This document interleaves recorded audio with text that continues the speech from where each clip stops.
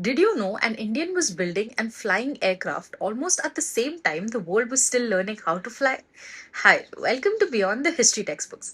In the early 1900s, aviation wasn't an industry yet. It was still an experiment.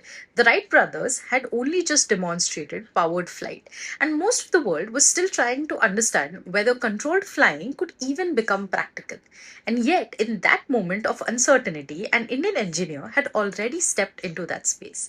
He was in England working with one of the earliest aircraft manufacturers, not as an observer, but as a part of the process. He was involved in designing aircraft, learning how these machines were built, and even flying them at a time when flight itself was fragile, unpredictable, and often dangerous. But for him, this wasn't just about being there at the beginning of aviation. He wanted to bring it back to India.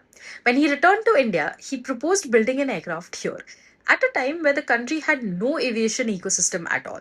He even sought funding to make it happen, believing that India shouldn't just watch aviation develop elsewhere, but become a part of the story themselves.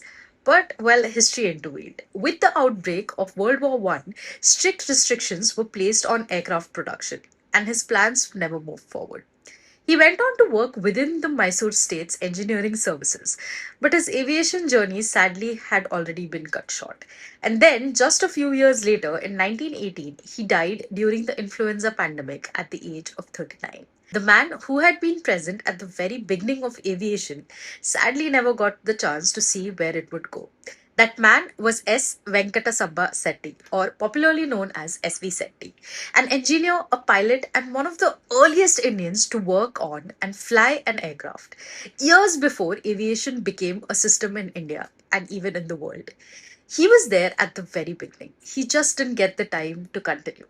For more such history tidbits, follow us here at Quiet Curiosities, and I'll be back soon with another one.